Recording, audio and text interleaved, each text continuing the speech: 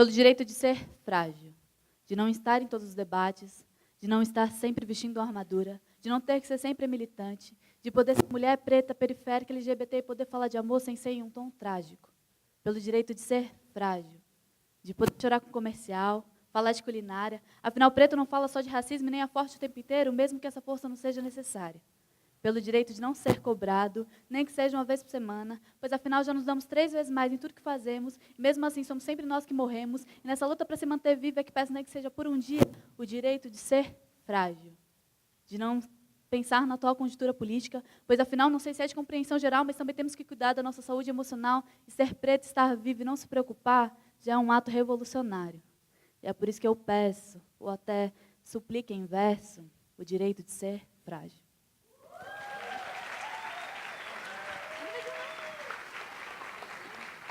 Tá. Ah, eu mandei uma fofa, agora não pode ser mais fofa, né? Não tem mais. Vou mandar uma outra de não muito tempo. Porque eu não tenho títulos, né? Então eu vou pela época que eu fiz. Mas é assim. Quando um dos meus vai, também vai parte de mim. Foram 9 tiros e cada um deles eu também senti. Se a nossa luta é a mesma, esse também pode ser o nosso fim. Mas não abaixemos a cabeça. Em nome dela, vamos resistir. Vocês ensinam os seus filhos a não aceitar a bala de desconhecido e a gente só queria poder o mesmo ensinar, mas desde pequeninos os ensinamos a desviar. A no bolso ter sempre RG, a manter as mãos onde eles possam ver e a na rua não comer nem pipoca, porque vai que confundem com droga. Seu nome vai ser esquecido, a gente luta por direito sim, mas primeiro temos que estar vivos. Anderson, presente. Eduardo, presente. Maria Eduarda, presente. Cláudia, presente. Marielle, presente. Depois que passa um mês, vocês nem lembram mais, mas não é que são vocês que querem responder, tiro com paz. A gente já deu as 2 faces, o corpo inteiro, e vocês querem mais? Então eu quero ver essa moral. Quando um policial apontar a arma na tua cara, que alguém diga que o ame, porque a gente já responde com... Aqui jaz. E eu escrevi esses versos há um tempo atrás, mas sinto que tenho que os completar. Quem dera que só o tiro fosse a única forma de nos matar.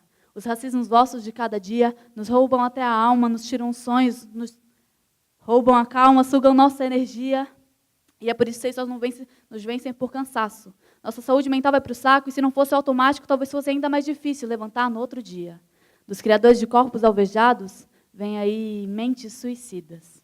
Só que karma tarda, mas não falha. E para ver esse jogo virar, eu ainda espero estar viva. Para ver toda a história ser descontada e a vingança ser o prato que a gente vai comer frio, mas regada a sangue de racista. Obrigado, Nicole. Valeu. A Nicole também era aluna de uma escola, né, que nós frequentávamos, fazíamos sarau, né? Fomos várias vezes convidados para fazer sarau, que é aqui o Francisco D'Amico, aqui no Clementino, aqui no Saporito, Pirajussara, Taboão.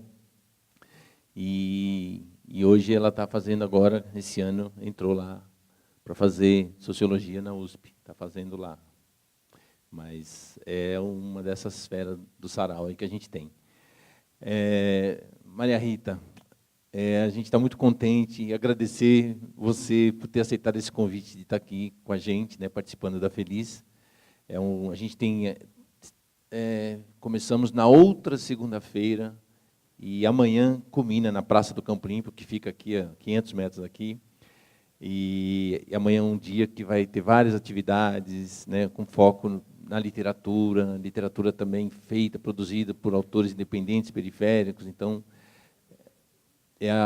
essa é a quarta Feliz que nós estamos participando. A gente está falando aqui porque não deu tempo da gente trocar aquela ideia um pouquinho antes, né? Então, agradecer muito o seu convite aqui. E a gente começa, o ano passado, nós tivemos um mote que foi Onde Habita a Poesia. Esse ano, a gente, em todas as conversas, os debate-papos que nós tivemos, né, até agora, a gente sempre pede para os convidados e as convidadas, os autores, falarem, né, de onde você vem. E pode ser aquela resposta subjetiva, não precisa ser só geográfica, histórica, ancestral, né? Bom, ancestral já é meio subjetivo, né, hoje em dia. Mas é isso, o microfone, a voz aí. A primeira pergunta, normalmente, é essa.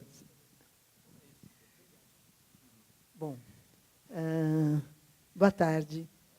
Binho, boa tarde. O seu Sarau é famosíssimo, eu já ouvi falar muito. Pela primeira vez estou aqui, estou muito honrada. Mas eu quero poder vir mais vezes também, porque outras pessoas que eu conheço vieram e falam que é uma maravilha, que tem repente, que tem, enfim, coisas muito boas. Primeiro, eu peço 1000 desculpas, eu acho atrasar uma falta de respeito horrorosa, eu procuro não atrasar nunca, mas eu calculei mal, realmente, quando eu olhei o número, mas, enfim, eu não sabia que o número já era dentro do... Já era saindo de São Paulo, então eu olhei errado. Quer dizer, eu achei que se eu viesse pelo... Eu já nem lembro mais por onde que eu vim, enfim, pela Francisco Morato, né? Foi isso? Que era esse número, mas não, sai e começa de novo, enfim. Perdão, foi um erro mesmo, e eu detesto fazer as pessoas esperarem, eu agradeço por vocês terem esperado sem estar muito bravos comigo. Primeira coisa. E é uma honra poder estar aqui, de alguma forma, é a Feira Literária da Zona Sul, né? Feliz, que o nome é fantástico, e aqui me sinto também no Sarau do Binho. Então, a pergunta para eu responder isso? É isso? De onde eu venho? Bom, tem muitas respostas, não vou falar minha árvore genealógica, meu bisavô era alemão. Não, eu venho da melhor literatura do Brasil, que eu tenho a maior sorte, que não é... Porque eu leio muito desde os 5 anos de idade, quando eu aprendi a ler, então eu li tudo que tinha de bom para criança, primeiro, começando com Monteiro Lobato, depois indo para os Tarzan, e Mowgli, o Menino Lobo, e não sei o quê, todos os livros de aventura possíveis, que nem eram livros para meninas, o que é muito bom, que minha mãe nunca se preocupou em me dar livros para meninas. Então, eu li livros, e quando a gente lê, qualquer pessoa que lê, vocês sabem, nessa numa feira literária, vai se identificando com os personagens. Então, é lindo, porque quando você lê, você é menina, você é menino, você é gigante, você é macaco, você é... Né? A leitura dá uma capacidade de você, e eu acho que isso para todos aqui, né, já que estamos numa feira literária, para você ir além do seu limite humano, que é o seu corpo, a família que você nasceu, se você é branca ou negra, ou mulato ou indígena. Você vai para todos os lugares, não é? E se identifica, de certa forma, com vidas e com emoções e com sentimentos e com histórias que não são a sua. Então, eu venho da literatura, estou pensando na literatura infanto-juvenil. E eu venho de um lugar que eu adoro habitar até hoje, que é a música brasileira. Porque os meus tios maternos eram muito boêmios. E cada vez que tinha qualquer festinha de família, que a maioria das pessoas fala que chato, festa... Deixa eu virar assim, porque senão eu fico de costas para quem está lá. Todo mundo fala, ai, que chato, festa de família, titia, vovó. As minhas festas de família eram uma delícia, que meus tios tocavam violão. E aí a gente ficava... Eu ficava ali, quietinha, eu era criancinha mesmo, e depois fui crescendo, fui aprendendo a cantar. Então, o samba do século XX, que os meus tios, embora tenham nascido, sei lá, 1930, 1935, eles já conheciam a tradição do samba do século XX. Desde o XIX, eu sei tudo, de cor, de cabeça. Se começar a entrar num desafio de samba, não para mais. Assim, então, eu venho desse lugar também, que me é muito caro até hoje. E todo dia, de alguma forma, tem alguma música na minha cabeça. E o chato é assim, a diferença é que se eu estou de bom humor, vai mudando a música. Você vai num Spotify sem fim. Se eu estou de mau humor, a música gruda e fica sempre a mesma. Aí você fala, hoje não é um bom dia. E hoje, qual será que é a música que está aí? Agora, eu estava com uma música que a Maria Rita canta, o meu samba vai curar seu abandono. Sabe que música é essa? Enfim, ela estava na minha cabeça hoje de manhã e ficou. Mas não grudou, não. Eu voltei com ela agora, o que você me pediu para lembrar, eu lembrei. E eu estou com uma aqui. Pra gente aprender, samba santamarense. Eu acordei com essa música na cabeça e eu acho que eu não... é um jongo, mais ou menos. É um jongo, né? Um samba jongo esse. Bom, o que mais? Então, eu estou dizendo de onde eu vim. Eu também vim, agora mais recentemente, jovem, adulta, da esquerda brasileira. E eu espero continuar nela. Que bom, podia ser vaiada. Obrigada.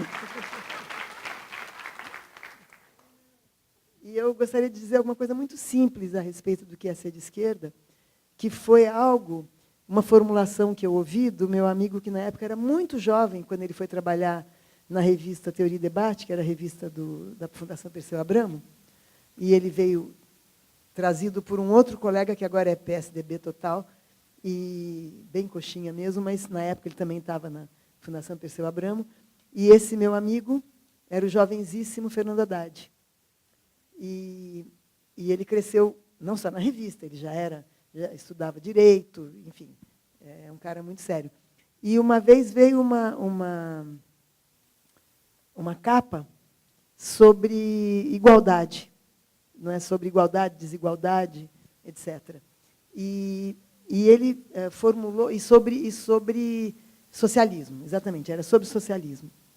E ele fez uma formulação muito simples. Eu não quero dizer que os países hoje do leste europeu, etc., seguem isso, porque, enfim, nem sou a pessoa certa para fazer história de tudo, que, na verdade, o socialismo, mesmo num mundo capitalista, ele não vinga muito bem. Em Cuba, que é bem isolado, ainda que eu conheci, é um país razoavelmente socialista dentro dos princípios, mesmo que tenha ditadores, mesmo que não seja uma eleição democrática, mas são ditadores muito populares também. Não é? Mas, enfim. Mas a definição do socialismo foi muito interessante. Ele diz: o socialismo é uma sociedade que põe os direitos das pessoas, inclusive o direito à felicidade, não só os direitos ao respeito, à vida, etc., mas o direito ao bem-estar, à felicidade, está na frente dos direitos do capital, da mercadoria, do enriquecimento. E os capitalistas, os países capitalistas, são aqueles em que o direito da propriedade privada é mais importante do que o direito das pessoas. Acho que essa é uma boa definição. E eu acho que eu venho, então, também desse ideal de esquerda, que os direitos das pessoas sempre sejam mais importantes. É importante ter o direito à propriedade privada, não estou dizendo que deve acabar, tudo deve ser coletivizado, nunca deu certo. Mas os direitos de cada pessoa, a mais humilde, a mais pobre, a mais sem teto, deve estar na frente, deve ser mais respeitado pelas autoridades, pelas políticas, pelos cidadãos todos, do que o direito à propriedade privada. Fernando Haddad. Não fui eu que formulei isso. Eu, assim, até acho que nem existe a propriedade privada, porque a propriedade privada, na verdade, somos quem explora e tal, chega lá, são bons administradores para alguém. Em algum lugar tem alguém. Tem alguém. Que é dono de tudo. Então, exatamente. Existe, mas se você não paga o imposto do IPTU, seja lá o que for, do seu carro, isso não vai ser seu. É de alguém. O Estado tira. Então, isso nunca vai ser seu. Então, é para alguém ainda. Somos bons administradores. Então, Bim, mas mesmo assim, eu quero diferenciar o privado do público, porque o Estado pode tirar porque ele deveria reger o bem público. O IPTU deveria servir para o IPVA, devia servir para secretarias de transportes pavimentarem melhores as ruas, aumentar a segurança, sinalizarem. Então, que o Estado fizesse isso, se ele cumprisse o seu papel, eu acho que estava certo. Não pagou IPVA, não pagou IPTU, tá? A propriedade não é tão sua. Mas não é o Estado que mais detém isso, são os grandes proprietários. Então, existe sim a propriedade privada. Pergunta para os Vilares, pergunta para as Odebrechts, claro que sim. É isso aí. E a gente tem aqui tem alunos, né, do CIEJA que estão presentes. Cadê a turma do CIEJA aí? Aê, fazer barulho aí, gente. E tem o pessoal agradecer, esqueci, a gente atropelou, a professora Lauriette também, que está aí, né? Tem alunos aqui da Faculdade de Psicologia, né? E outros.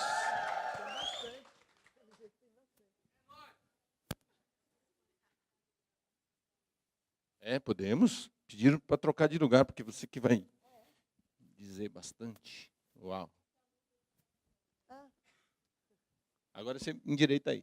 Endireita no bom sentido, ou esquerda aí, né? Esquerda aí, ó.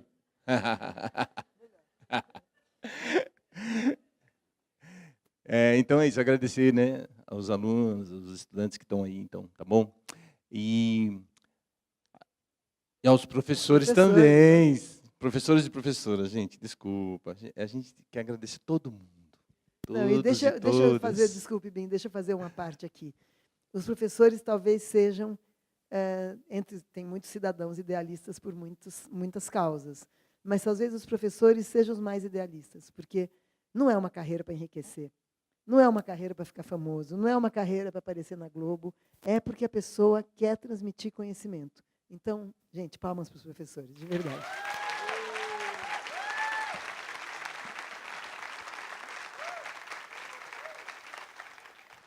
Obrigado. Você é professor? Então, a gente tem aqui, falamos, né, dessa história de onde você vem e tal, e a gente gostaria de saber, você está na área, né, da psicanálise, explicasse para a gente um pouquinho assim, em linguagem de dias de semana, como diz o Guimarães Rosa, né, para diferenciar um pouco para quem não conhece psicanálise, psicologia, e o que é a psicanálise. Eu sei que você atende com o pessoal do MST, né? E eu queria saber, para a periferia, para a quebrada nossa aqui, o que a psicanálise também pode ajudar para a gente se desenvolver, ter esse potencial humano aí. Beleza, boa pergunta. Gente, a psicanálise, eu vou ser bem breve também, porque vai ser muito chato ficar dando uma aula de psicanálise aqui. A psicologia é mais um estudo do comportamento, mas eu não vou me deter tanto na psicologia, tá? É importante, um estudo do comportamento em geral. A psicanálise, que foi inventada, vocês sabem, né, pelo velho Freud, ela é uma tentativa de fazer com que cada pessoa possa trazer para a consciência dela um pouco daquilo que está inconsciente. Isso foi uma coisa que o Freud aqui percebeu, não é que ele inventou. Ele percebeu que a maioria de nós tem muitas coisas na consciência, como a gente tem mesmo, a gente sabe várias coisas, o que eu quero, para onde eu vou, onde eu moro. A gente pensa até que sabe tudo o que a gente quer. E, de repente, a gente não sabe por que a gente está sofrendo. Às vezes, a gente até conseguiu as coisas que a gente pensava que queria e está infeliz, está triste, está sofrendo, está entrando em conflito, etc. Então, a psicanálise é uma técnica, na verdade, de investigação. Ela começa assim. Uma investigação, fazer a pessoa falar, para que, através do que ela fala, e aí o psicanalista tem que ter um ouvido já bastante sensibilizado para isso, né? As pessoas falam treinado, mas eu não gosto de treinar. Treinado é para cavalo, cachorro, etc. Que eu também respeito muito, adoro cachorro. Mas eu digo, a gente não é treinado, a gente é sensibilizado para isso, né? Para escutar coisas que a pessoa nem percebe. De repente, ela fala uma coisa, você fala, você escutou o que você falou? Você ia falar pão e falou pai. Por quê? Aí a pessoa, pimba, estou falando um exemplo aleatório, tá?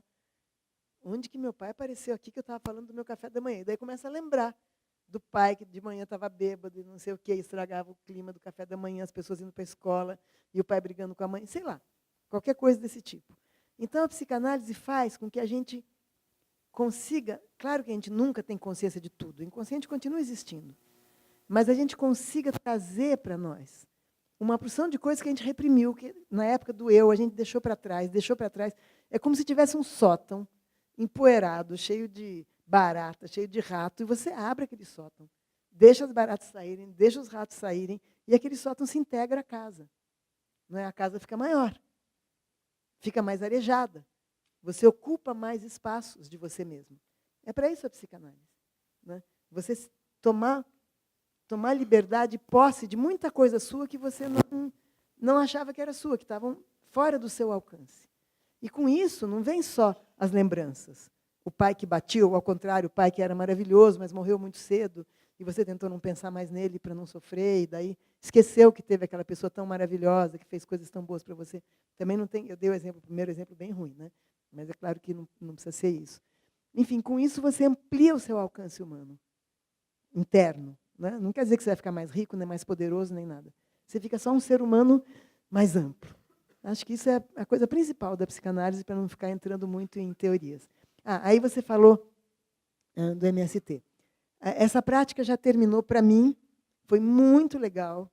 Eu fui uma vez fazer uma... Vocês já ouviram falar da Escola Florestan Fernandes, do MST? Que bom, muitas pessoas já. Lá em Guararema, Lá né? em Guararema, exatamente. É uma escola muito legal, muito linda, porque ela foi, em primeiro lugar, ela foi construída pelos próprios militantes, sem explorar a mão de obra, em revezamento, em mutirão, voluntário. Né? Os tijolos são tijolos de cimento prensado, de modo que eles não queimam mata. E é uma arquiteta chamada Lilian, se eu lembrar o sobrenome dela, daqui a pouco eu trago. 2 arquitetos, o Raul e a Lilian, mas agora eu esqueci o sobrenome deles, desculpem. Que trouxeram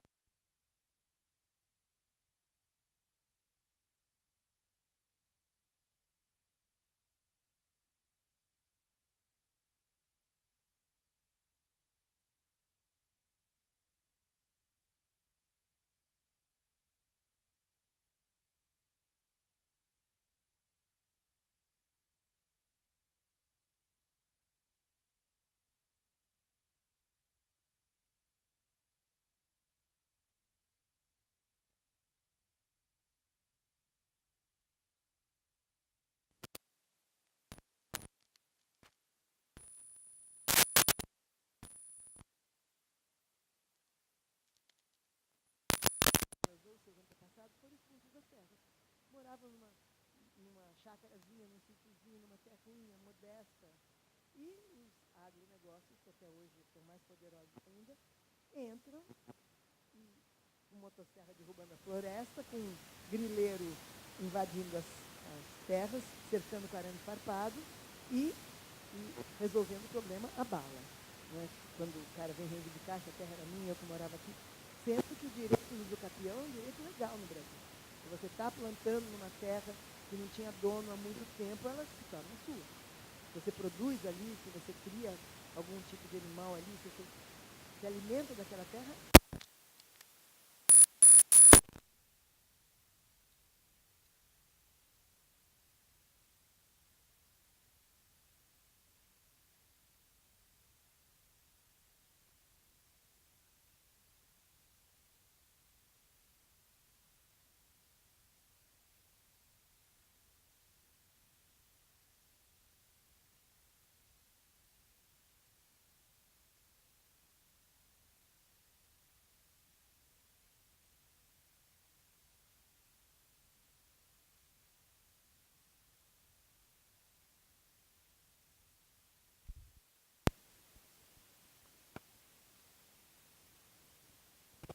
usando as crianças e os adultos ainda analfabetos.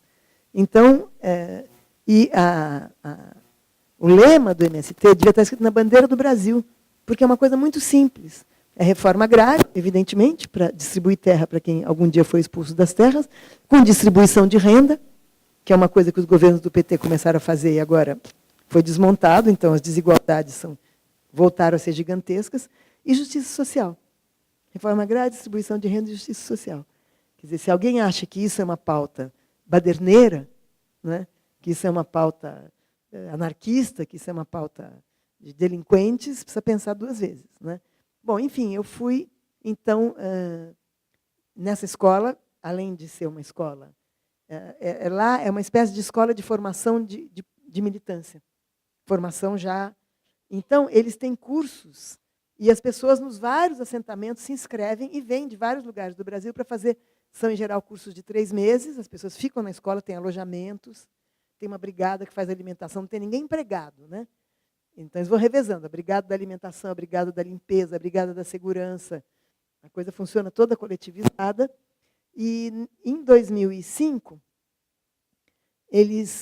um dos cursos que eles fizeram era sobre a influência das telecomunicações no Brasil e a influência das telecomunicações para beneficiar, geralmente, além de serem empresas de grandes proprietários, né, de gente muito rica, beneficiam nas suas comunicações, na ideologia que eles transmitem, uma ideologia que faz com que pareça que a desigualdade é uma coisa natural. Né? No máximo, ela se resolve quando um patrão bonzinho trata muito bem o empregado, e daí esse empregado pode até casar com a filha do patrão. É isso que é assim que nas novelas tratam a questão da desigualdade. Não acho ruim que eles digam que a empregada pode casar com a filha do patrão. Todo mundo pode amar todo mundo. Não é isso. Mas não é isso que vai resolver a desigualdade no Brasil, evidentemente. Então, eu fui lá dar um curso sobre a Globo, porque eu pesquisei isso nos anos 80, a Globo. O papel da Globo na ditadura, inclusive, mas não é assunto para agora. Quando acabou o ciclo de conferências, uma dirigente, foram 3, 4 vezes que eu fui lá, no fim, uma dirigente perguntou: e o que a psicanálise pode fazer pela militância? Aí eu disse: olha, a psicanálise não é uma teoria da militância. O Freud, inclusive, era muito desconfiado com a militância, o Lacan também. Não é uma teoria da militância, não ajuda a militância. Nada, não pode fazer nada como teoria. Mas, aí eu brinquei e falei, tem muito militante neurótico, como tem em todo lugar.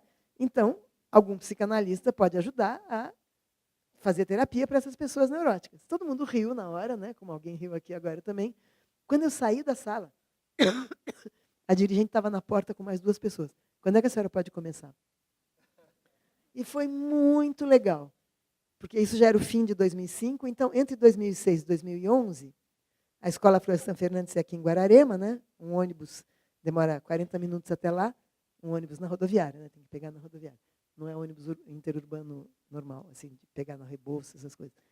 E eu passei, a cada 15 dias eu ia lá, chegava lá tipo 10h30 da manhã de sábado e ficava até 5 da tarde e atendia as pessoas que queriam. Foi muito, muito, muito, muito importante para mim. Eu só parei porque em 2012 começou a Comissão da Verdade. E aí, nos finais de semana, eu tinha que viajar, porque eu fiquei com os indígenas.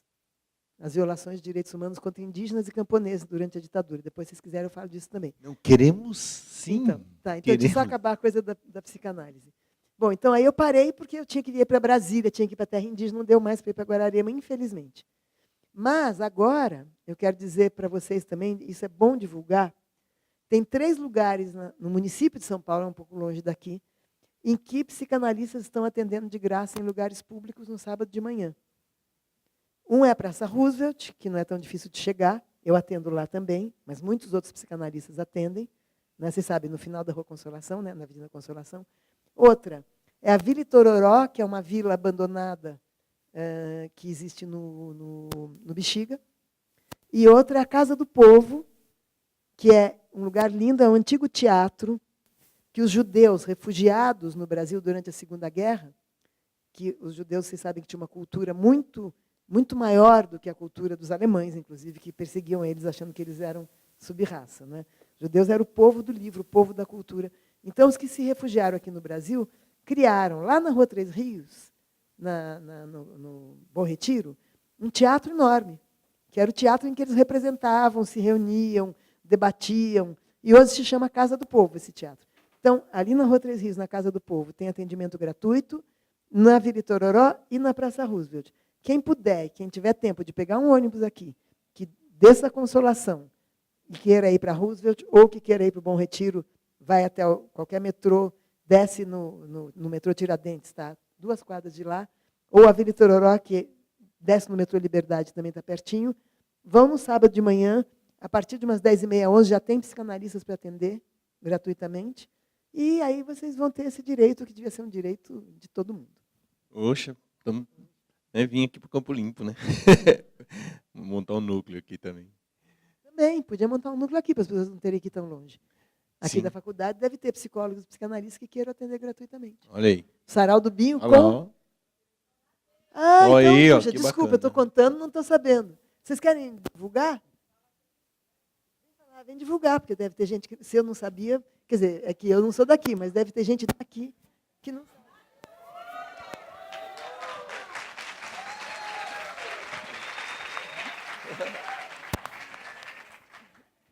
Boa tarde. Na verdade, nós estamos construindo esse projeto. É um projeto que chama Projeto de Escuta, o Lugar da Escuta. E chama Conte-me Sua História. Então, a gente está fazendo esse trabalho junto com os alunos. Eu sou a professora Andréia, sou do curso de Psicologia, junto com a Lauriette e Dá para ver que Rodrigo. você é muito querida, né? Hã? Dá para ver que você é muito querida. Ah.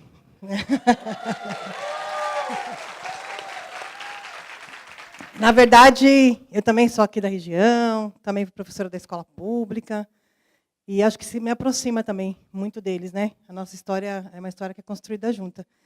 E a ideia de levá-los, né, a gente está levando os alunos do curso de psicologia para a Praça do Campo Limpo, para escutar histórias. E a partir dessa escuta, a gente construir uma reflexão teórica e também uma produção mais acadêmica a respeito dessas histórias, né? A ideia é que a gente possa, futuramente também, inclusive nos inspiramos muito no trabalho de vocês, né, que acontece lá na Roosevelt, para que a gente possa também oferecer um atendimento. No momento, a gente está fazendo uma escuta de histórias, né, que é muito importante, e a ideia é ampliar, né, a capacidade de escuta, né, essa sensibilização que você disse que é tão importante, de todos os alunos de psicologia.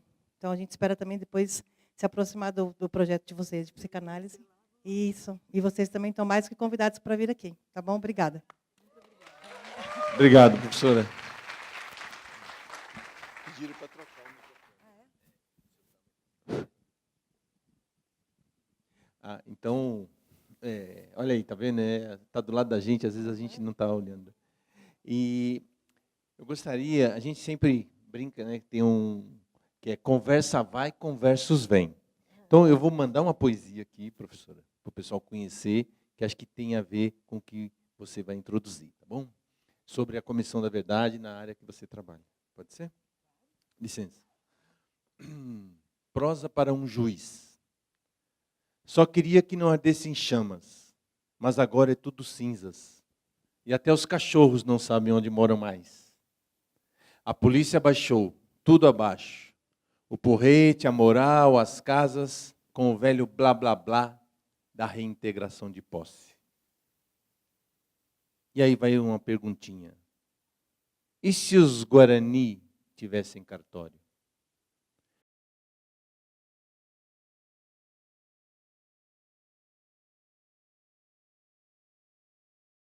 Nacional deles, William Vac Bonner deles,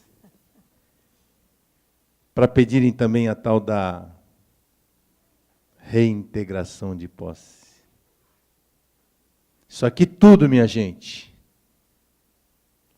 era terra negra e indígena. Era e é.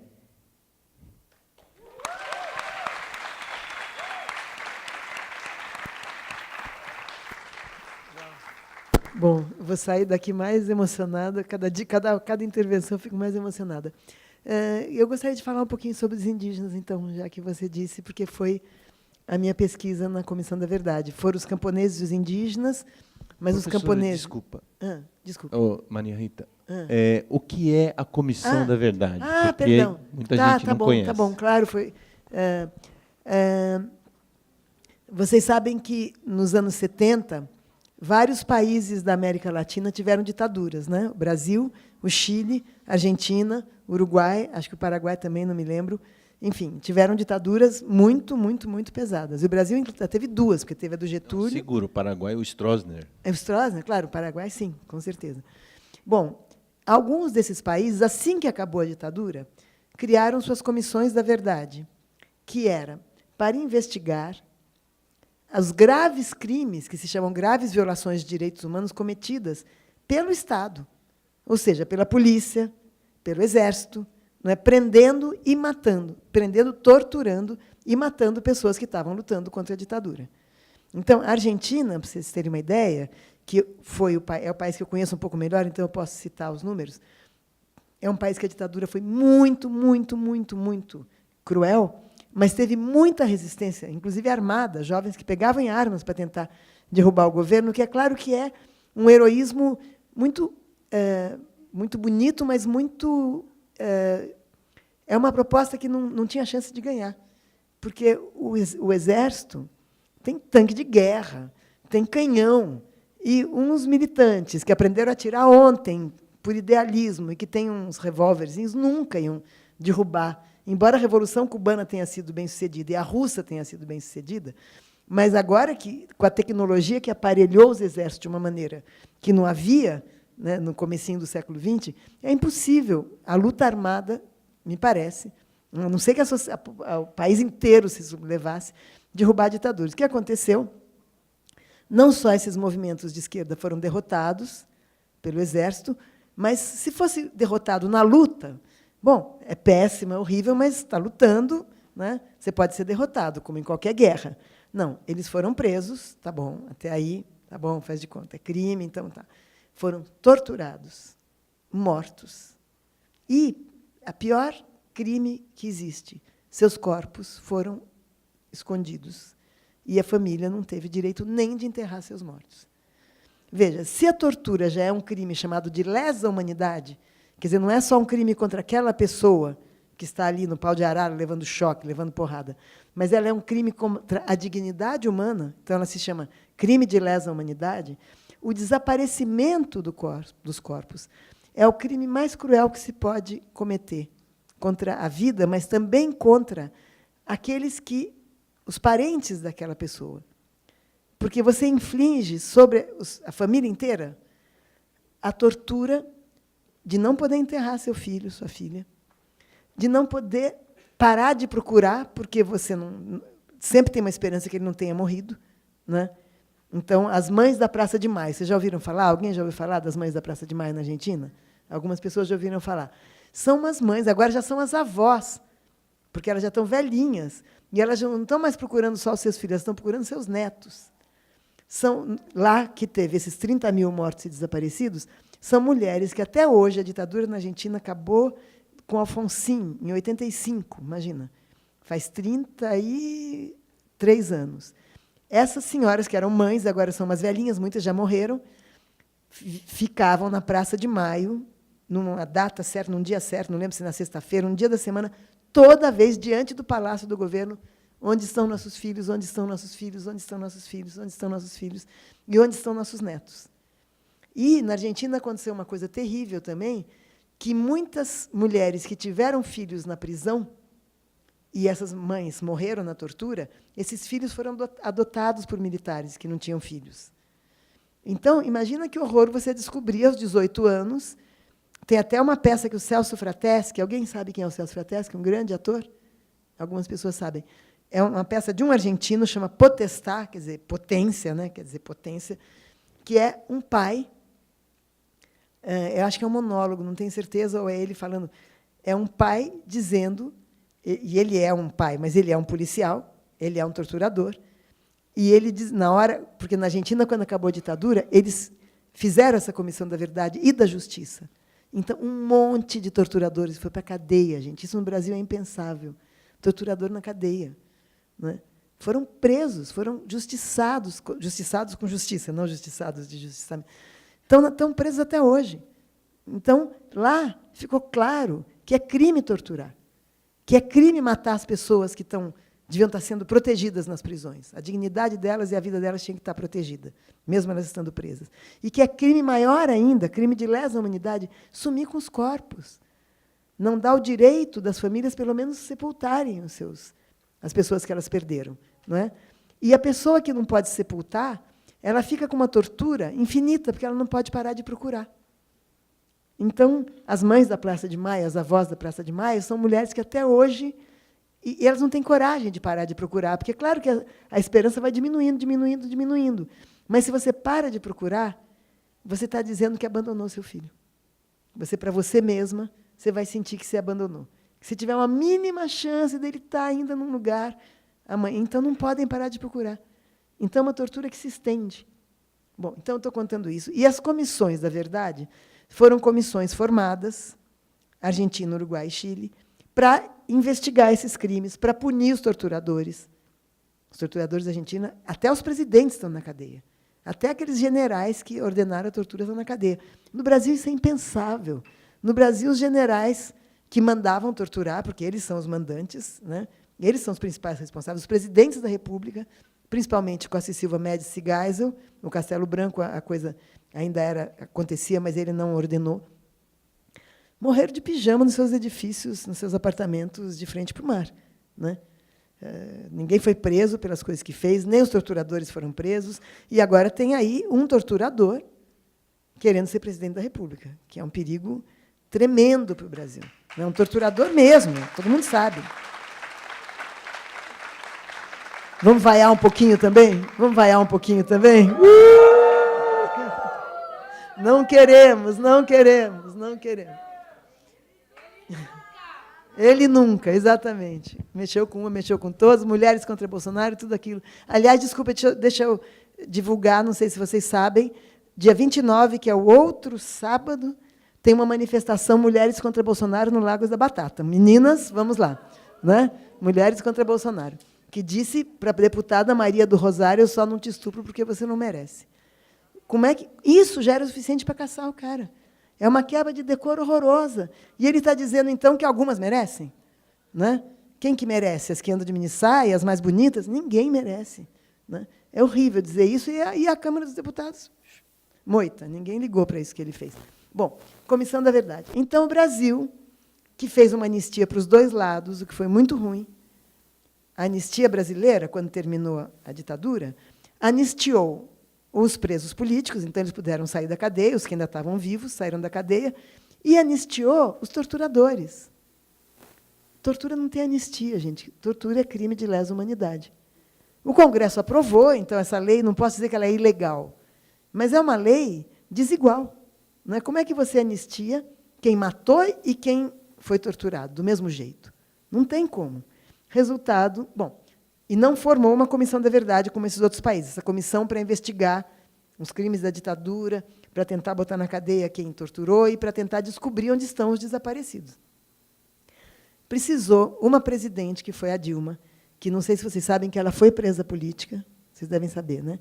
Que ela foi torturada e que ela não entregou ninguém, o que diz muito sobre o caráter dela. Ela pode não ter sido uma presidente tão hábil como o Lula, mas ela tem muito caráter, né? Precisou essa presidente, que sensível, acho que a vida inteira nunca deixou de ser sensível para esse tema, para ela criar, finalmente, em 2012, conseguiu que o Congresso aprovasse, não sei como ela conseguiu esse Congresso, uma comissão da verdade aqui.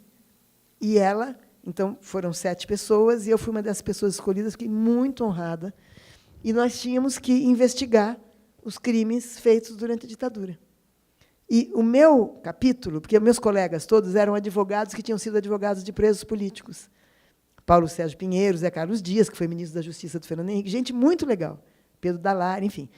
Eles foram investigar os militantes políticos das cidades, do Rio, de Recife, de São Paulo, etc., do Rio Grande do Sul, desaparecidos, etc. E eu escolhi os camponeses por causa do MST, estava contando, porque também nas lutas dos camponeses que estavam lutando contra a reforma agrária, a primeira vítima da ditadura, as primeiras 2 vítimas da ditadura, só contar para vocês, dia 31 de março teve o golpe, no dia 1º de abril, lá na Paraíba, 2 caras que tinham... Eu tenho que contar muita coisa para trás, mas os camponeses, na luta pela reforma agrária, nos anos 60, formaram uma espécie de organização, como tem hoje o MST, chamada Ligas Camponesas, lutando pela reforma agrária. E essa cidade, chamada Sapé, que é uma cidadezinha na Paraíba, tinha um líder super importante, que era o João Pedro Teixeira. Quem já viu um filme chamado Cabra Marcado para Morrer, quem não viu, vale ver, é sobre o assassinato dele, mas ele morreu em 62, matado por polícia e tudo mais. E os 2 caras da Liga de Sapé, os primeiros cadáveres, eram 2, eles estavam presos na delegacia dessa cidadezinha. Os fazendeiros queriam matá-los, o Pedro Fazendeiro e o Nego Fuba. Os fazendeiros queriam matá-los e as famílias pediam que eles não fossem soltos, sem que a família pudesse acompanhá-los com um grupão para eles irem embora, fugirem dali. Eles foram soltos na madrugada do 31 de março para o 1º de abril. Ou seja, o delegado avisou os fazendeiros, dizendo, nós vamos soltar eles. E eles foram encontrados carbonizados na estrada. Então, enfim, essas foram as vítimas, as primeiras vítimas da ditadura. Não foi a ditadura, mas foram agentes do Estado, num regime ditatorial, que não protegeram os prisioneiros, né? E os índios. Eu investiguei os índios. Foi uma coisa muito impressionante para mim. Isso tudo que você falou dos Guarani, eu vou chegar nos Guarani, já, já. Porque os índios, evidentemente, eles não lutaram contra a ditadura. Porque, nos anos 70, os índios estavam muito mais isolados do que hoje em dia, que eles têm parabólica, televisão, etc. Eles estavam nos cafundós do Judas. A ditadura, o que a ditadura fez foi dar carta branca para os empresários que apoiavam os ditadores invadirem as terras indígenas. E, quando eles invadiam, o exército ia proteger os empresários, não os índios. Então, tem 8 mil, o número calculado de indígenas mortos durante a ditadura. É o maior número de mortos, que ninguém sabia. Enfim, voltando agora para os Guarani, porque vocês estavam falando dos Guarani, estavam falando dessa região, etc. Eu fui visitar alguns Guarani no Paraná, quando fizeram a hidrelétrica Itaipu. Os Guarani Mbiá, que moravam no Paraná, foram expulsos pela hidrelétrica, foram expulsos assim, inunda o rio e eles que se virem, né? Quem não saiu das suas terras vai morrer afogado. De repente, abre a comporta, fecha a comporta, na verdade, o rio começa a subir e eles têm que sair correndo. Eu fui entrevistar esses e fui entrevistar os Guaranis do Mato Grosso do Sul, que, desde o Segundo Império, estão sendo expulsos. Desde que o Dom Pedro II trouxe uma companhia chamada Mate Laranjeira e deu as terras, sem nem saber se tinha índio lá ou não. E essa companhia começou a expulsar índio. Então, eles têm uma história de luta e eles não saem das suas terras, eles voltam. E lá no Mato Grosso do Sul, que é bem no sul, ele fala, daí vieram, no tempo da ditadura, botaram toda a gente num caminhão e jogaram a gente no Paraguai, porque é ali. E a gente voltou. Mas eles voltaram como? Andando, uai. Voltaram, atravessavam o rio, porque o índio sabe nadar, e volta andando. E ocupa de novo a sua terra. É uma coisa muito bonita. E um dia, e eu muito ingênua, porque eu não entendo nada de cultura indígena. Eu falei, mas por que vocês não... Porque com tantas mortes, com tantos sofrimentos, por que vocês não foram para outras terras? E eles disseram uma coisa, eles falaram, nós não abandonamos o nosso tecorá. Essa palavra é guarani. Perguntei, o que quer dizer tecorá? É o lugar onde nós exercemos o nosso modo de viver e onde os nossos mortos estão. E é muito importante, a história do cemitério indígena, que vocês já devem ter ouvido falar, o índio não sai de perto de onde estão os seus mortos. Por quê? Porque ele se consulta com os seus mortos, quando ele tem que tomar uma decisão. Eles não acreditam que os mortos são só ossos que estão ali. Os mortos continuam com eles. Então, eles não... A coisa mais dolorosa para uma pequena sociedade, agrupamento indígena, é ter que abandonar seus mortos. Então, eles voltam, essa resistência deles tem a ver com uma noção do sagrado. A terra onde estão seus mortos é uma terra sagrada. Enfim, então, aqui era a terra sagrada de alguém. Né? Ainda bem que nós estamos aqui tentando, pelo menos, honrar essas pessoas. Vai ver que por isso que eu não abandono o Campo Limpo, né?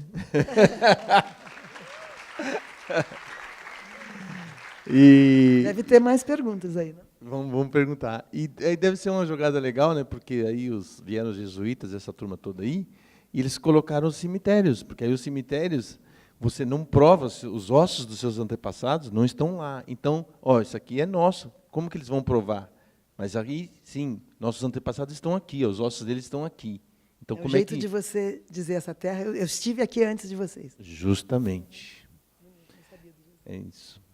E aí, vamos passar... Você quer falar mais um pouquinho de... Não. Vamos ver agora para onde Uma vai... coisa que eu... tá, então tá bom. Gente...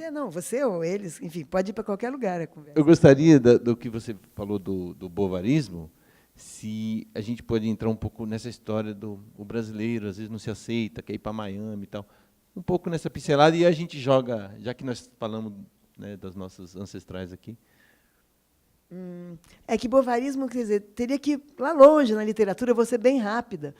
Alguns de vocês devem ter lido. Estou querendo demais, né, Maria? Hã? Estou querendo demais, né? Não, é que o tema é muito importante, mas eu não quero chatear quem está interessado em outras coisas. O tema eu gosto dele. Bovarismo, Madame Bovary, vocês já leram ou já ouviram falar desse livro? Beleza, ótimo. Que é um dos romances mais importantes do século XIX. Um detalhe para a plateia feminina aqui.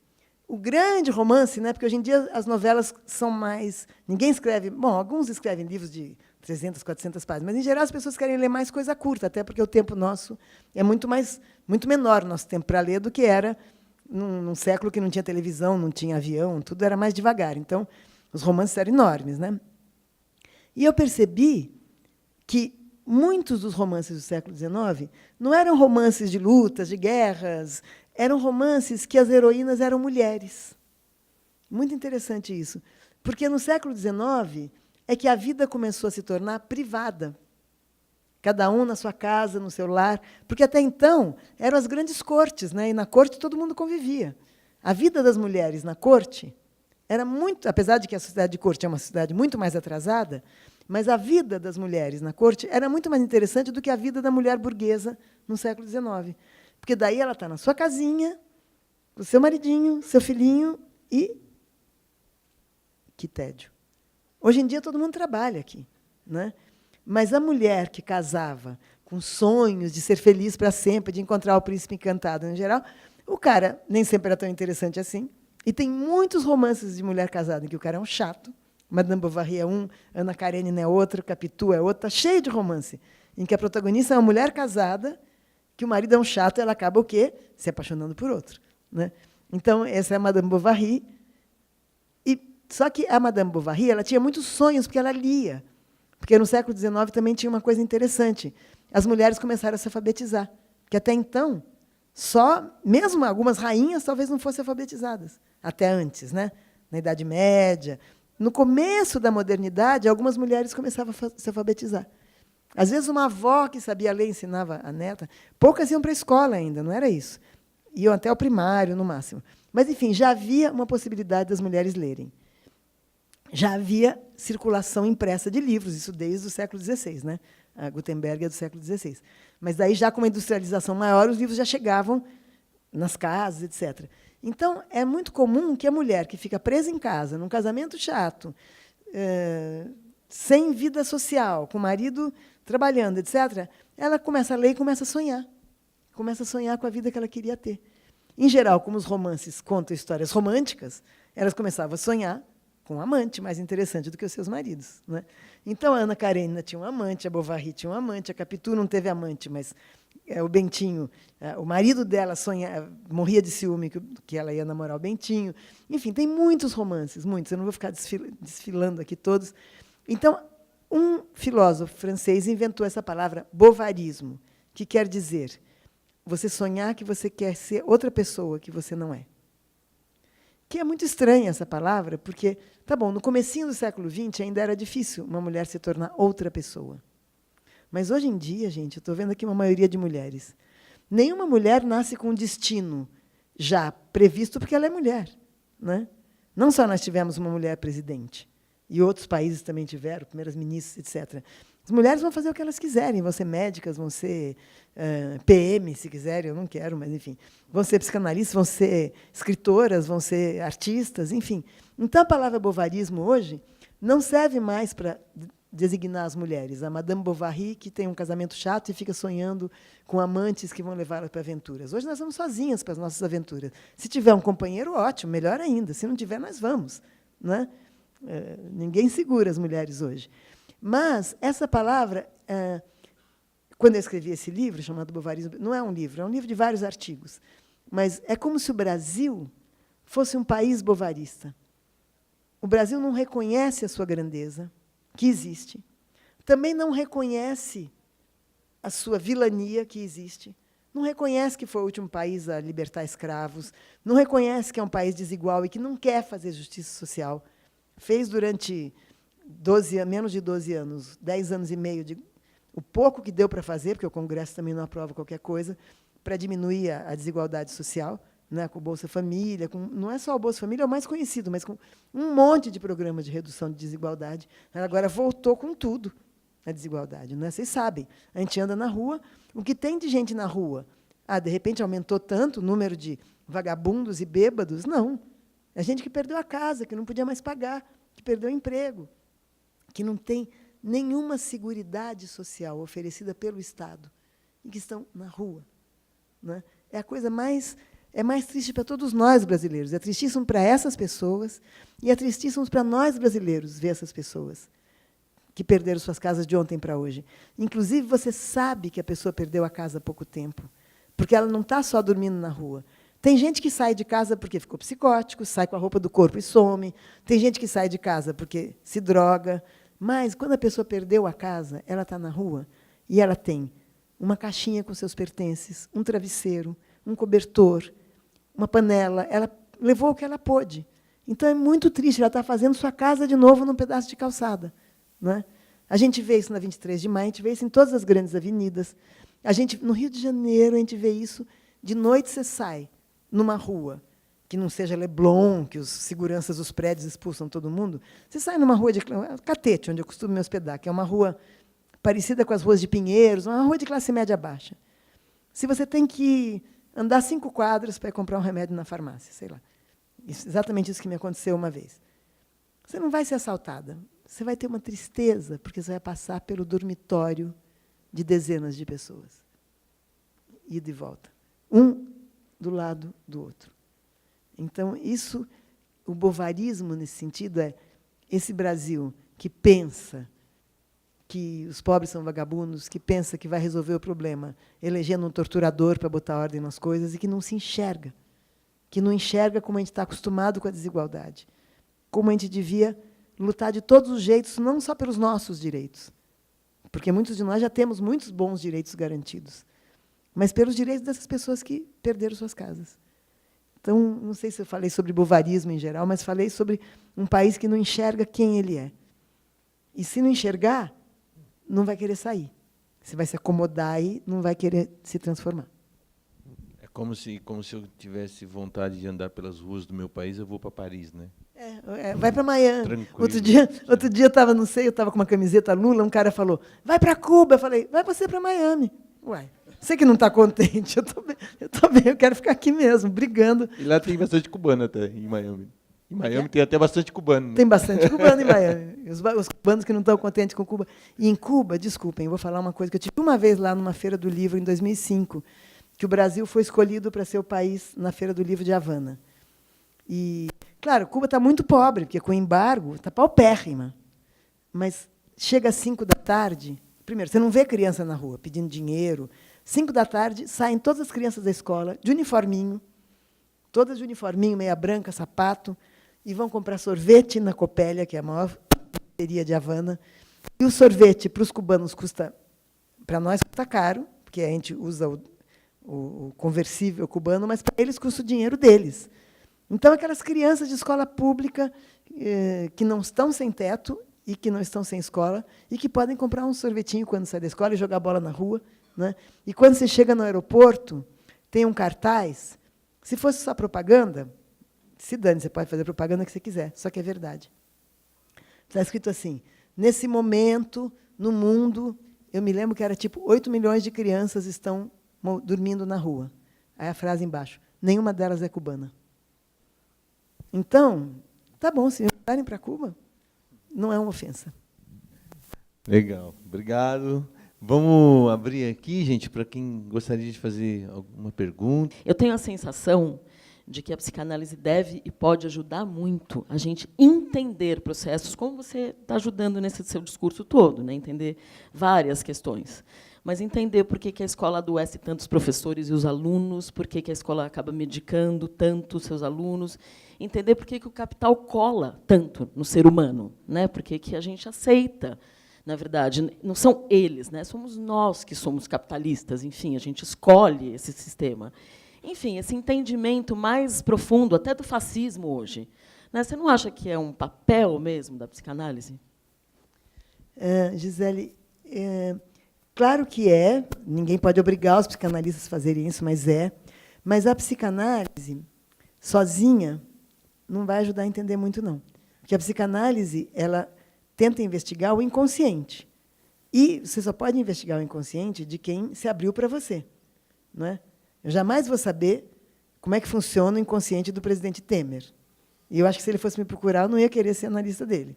Então, mas você sabe, né, mas eu estou dizendo, porque eu estou falando para um público de todas as idades, que, no século XX, alguns filósofos começaram a ler psicanálise e aí criaram, alguns filósofos de esquerda, alemães, lá da famosa Escola de Frankfurt, começaram a ler psicanálise, e aí sim eles começaram a fazer teorias para entender o funcionamento do mundo, do capitalismo, que eles chamaram de teoria crítica.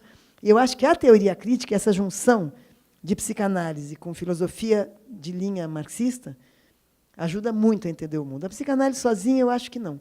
Não é? Porque você tem que levar em consideração a luta de classes, a dinâmica do capital. Senão você ficar entendendo o inconsciente dos governantes, né, não vai ajudar muito. E não é impossível que essas pessoas façam análise, porque os canalhas também fazem análise. Entende? Eles fazem análise para a mulher não trair eles fazem análise porque eles estão chateados porque o filho se rebelou. Eles não fazem análise para deixar de ser canalhas. E você, não, como analista, também não pode dizer... Claro, eu não aceitaria um canalha no meu consultório. Um exemplo do que me aconteceu nos anos 80. Um cara veio me procurar para análise e falou que o problema dele é que ele abusava de crianças. E eu falei, olha, eu não vou conseguir ser sua analista, a não ser que você primeiro tem que se comprometer que você vai parar de abusar de criança. Aí eu posso te analisar para você entender por quê. Mas eu não posso ser cúmplice de você abusar de crianças. E aí ele falou que ia pensar, voltou, falou, eu decidi, e começou a fazer análise. Depois de algum tempo, ele foi se sentindo mais à vontade e falou, sabe o que aconteceu? Eu menti para você. Eu continuo abusando. E aí eu tive que mandá-lo embora. Porque, se ele não estava questionando isso, se ele mentiu para mim para resolver outros problemas na análise, né, ciúme da mulher, sei lá o que mais, e ele ia continuar abusando, eu não podia ficar cúmplice dele. Então, não ia ajudar ele a curar os outros problemas dele. Então, acho que a questão é essa. O problema, para os canalhas, não é psicanálise. O problema nos canalhas é que a gente tem que lutar contra eles mesmo. Né, com maiorias, lutar na política mesmo, tentando eleger quem lute contra os canalhas, enfim, é assim. A psicanálise não vai ajudar.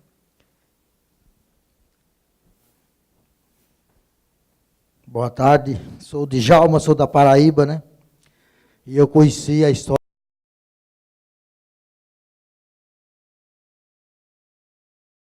lá de Sapé. Eu morei em Sapé. Você morou em Sapé? Eu tinha mais ou menos 12 anos, foi em 62 mesmo, né? Que começou a Liga Camponesa, né?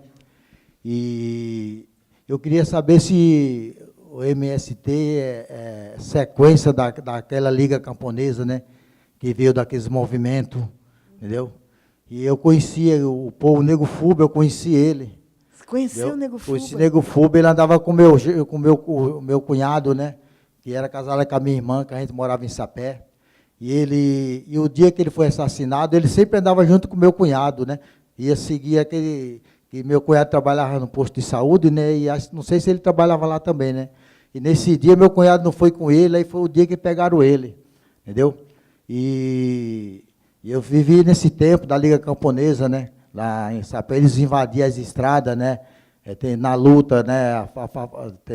Tentando pegar o seu pedaço de terra. E muitos eram torturados porque eles achavam que eram os cubanos que estavam lá, sabe, comandando a Liga Camponesa, né? Entendeu? E não era, entendeu? E a dona Marisete... E mesmo se fosse, não podia torturar, né? Não podia. A dona Marisete, né, que era a mulher de João Pedro, entendeu? Ela teve que fugir também, né? E os filhos dela ficaram esparramados, sabe? A filha mais velha se suicidou, suicidou, e muitos ficavam com medo de falar onde um irmão morava e o outro, né, com medo das pessoas, né, ir lá e assassinar, né. Aí eu era moleque, né, depois de que eu vim para São Paulo, foi que eu assisti o filme, entendeu? Da tortura de João Pedro, né, da situação deles, né. E dona Marisete também, quando ela queria voltar para a casa do pai dela, mas o pai dela não aceitou ela, já com medo do povo ir lá e acabar com tudo, né, da fazenda, do sítio que ele tinha, né. E ela ficou nessa situação, né, se escondendo, mas ela continuou, né, o trabalho na liga, né, do sindicato, né. E eu tenho essa lembrança na minha cabeça, porque eu saí de lá muito pequeno, entendeu? E eu queria saber se o MST tem essa sequência da Liga Camponesa. Bom, primeiro, muito obrigada pelo seu depoimento.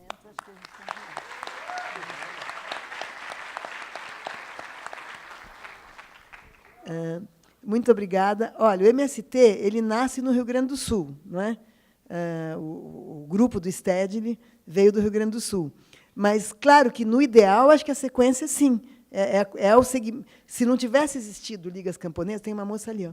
Se não tivesse existido Ligas Camponesas, acho que não teria de onde o MST tirasse inspiração. Então, acho que você está certo. Obrigada.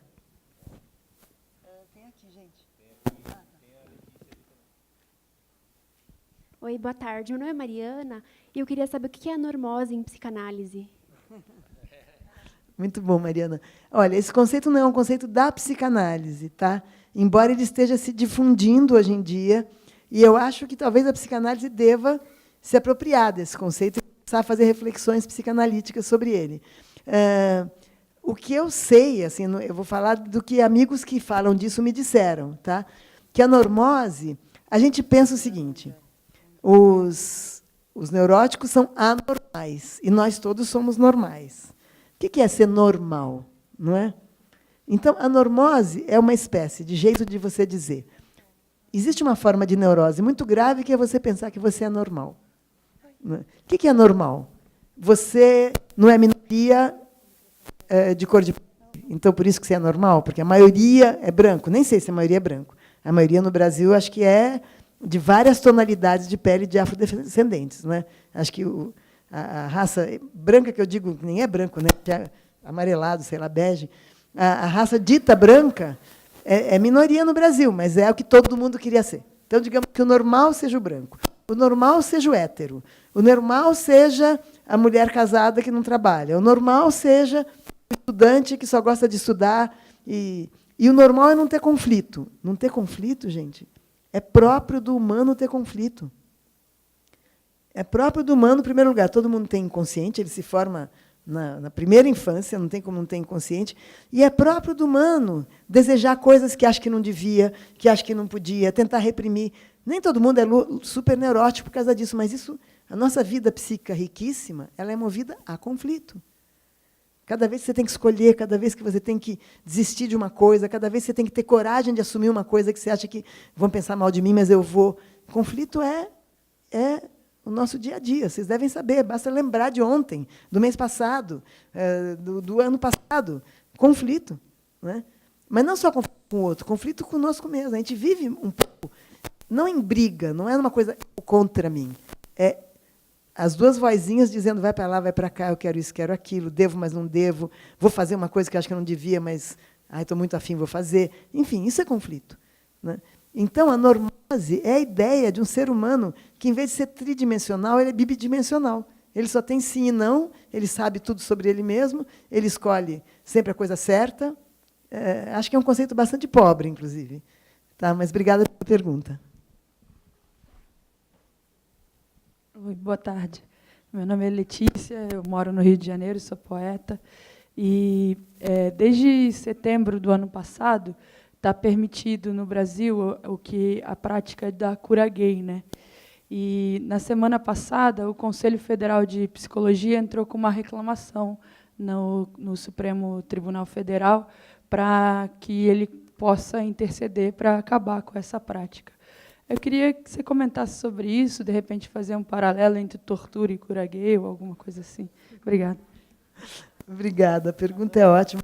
Eu não sei se eu posso chamar... Oi, desculpe. Ah.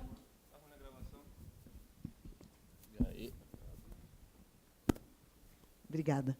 Eu não sei se eu posso chamar a ideia da cura gay de tortura, porque pelo menos tem uma coisa que, por enquanto, ela só vai ser procurada por quem quer. A tortura é imposta para quem não quer. Talvez a tortura seja a homofobia, né? Tortura psicológica, tortura moral, mesmo para quem não bate nos gays. A existência da homofobia é torturante, faz com que muitos adolescentes, por exemplo, não queiram ser gays, fiquem lutando contra si mesmos, achando que eles estão errados, que eles não deviam, que eles são inferiores. Enfim, hoje em dia, o movimento gay fez... assim, o movimento gay foi mais importante do que todas as políticas, não é? Porque trouxe, a parada gay é a parada do orgulho gay, né? Não é só gay, é do orgulho gay. E é a maior parada. Né? É a maior, mais do que a passeata do dia o dia da consciência negra, que também é uma parada importante, eu sempre participo, mas a parada gay é muito maior. Quer dizer, os gays assumiram mesmo o orgulho, como todos nós temos que ser orgulho de ser quem nós somos, a não ser nas coisas que nos envergonham, que é se eu faço uma coisa que prejudico alguém. Né? Isso é que devia nos envergonhar, e não a minha escolha sexual. Né? Que prazeres que eu tenho, de que jeito que eu tenho o meu gozo, isso não devia envergonhar ninguém. Então, o orgulho gay é uma coisa muito importante. A cura gay, que é uma ideia ridícula, que é uma ideia de má fé, porque provavelmente quem inventou sabe que isso não se cura, porque a nossa orientação sexual é uma coisa muito profunda. Eu sou uma mulher heterossexual. Se eu tivesse num mundo em que, vamos dizer, que fosse uma ditadura gay e alguém quisesse me curar da minha heterossexualidade, seria uma tortura. E não é que eu seja contra experimentar sexo com outra mulher, mas mudar a minha orientação é impossível, é uma coisa profunda. Então, como é que vai se curar os gays? Né? A única perspectiva otimista que eu tenho em relação à cura gay é que eu duvido que alguém queira se curar. Entendeu? A não ser que você force, bote as pessoas lá obrigadas, mas daí já é fora da lei de qualquer maneira. Mas abre um consultório de cura gay e vem quem vai. Né? Vai morrer de fome. Né? Ou então, fica incentivando o preconceito no seu bairro para ver se então alguns gays vão de medo de... Enfim, toda ideia tão horrorosa que ela precisa ser, para ela dar certo, digamos assim, ela precisa ser incentivada por bullying, por preconceito, por violência. Só assim eu posso imaginar alguns poucos gays que queiram... acho que eu quero ser hétero porque é mais confortável. Não porque é um sexo melhor. Não porque é esse o jeito normal de ser. Eu quero ser hétero para parar de sofrer. Mas de sofrer por quê? Por causa dos outros. Então, em vez de curar o gay, vamos curar o preconceito dos héteros? É muito mais importante. Obrigada.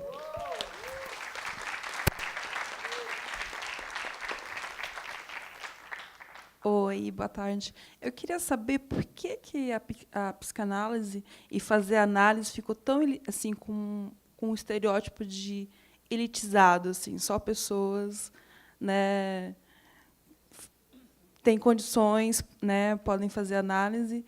E porque atualmente as pessoas estão tão doentes com, né, saúde mental e não são incentivadas a cuidar da sua saúde. Por que se cuidar mentalmente também não é incentivo, né, não existe um incentivo de você cuidar da sua mente? Tá. Bom, eu não sei se não existe atendimento psicológico nos postos de saúde, porque tem gente que trabalha em atendimentos psicológicos. Ah, sim. Bom, tá. Entendi. Tá. Bem, são várias perguntas, vamos ver se dá para disfarçadas de uma só, mas são várias. Primeiro, por que existe tanto sofrimento psíquico? Claro que em momentos de crise, momentos de desilusão, de desesperança, isso aumenta. E nós estamos num momento de desilusão e de desesperança. Mas o sofrimento psíquico é inerente à nossa humanidade. Não quer dizer que todo mundo precisa de análise. Tem gente que consegue lidar com o seu sofrimento, né? Mas, em primeiro lugar, o inconsciente é universal. Não tem nenhum ser humano sem inconsciente. O que significa isso? Significa que, desde cedo, nem todas as suas percepções, nem todos os seus desejos você traz para a consciência. Alguns porque você realmente reprime, porque você não quer saber, porque te incomodam, porque... Sei lá, a primeira coisa simples, a criança pequenininha, apaixonada pela mamãe, porque é muito comum isso das crianças pequenas, a mãe, você está aí com um serzinho apaixonado, provavelmente, se você tem um companheiro adulto ou uma companheira adulta, ninguém vai te amar mais do que esse serzinho nessa idade, né? Então, esses serzinhos apaixonados, uma hora tem que, né, ir desgrudando da mãe. Não é só porque o pai, aquela coisa típica do Édipo, aí o pai vai lá. Não, tem que ir desgrudando, porque a mãe também tem vida própria, também tem outros desejos. E, se não desgrudar, é pior para essa criança. Quando a mãe não tem nenhuma vontade de fazer outras coisas além de ficar com o filho, esse filho não se desenvolve bem. Não nessa idade que você está com ele, precisa de você o máximo que você puder. Mas eu digo, com o tempo, a mãe tem que querer também que o filho brinque com outras coisas, vá na casa do amiguinho, vá para a escola, né? Se tiver um pai, que o pai também fique com o filho. Nem todas as mulheres têm o pai em casa, mas, enfim. E aí essa criança se desenvolve mais. Mesmo assim, isso é um conflito. E o inconsciente é algo que vem conosco, quer dizer, você começa a se conscientizar de uma série de coisas, e outras, ou porque elas te trazem conflito, ou porque você acha feio pensar aquilo, ou porque, às vezes, nem dá tempo de assimilar tudo, uma parte fica inconsciente.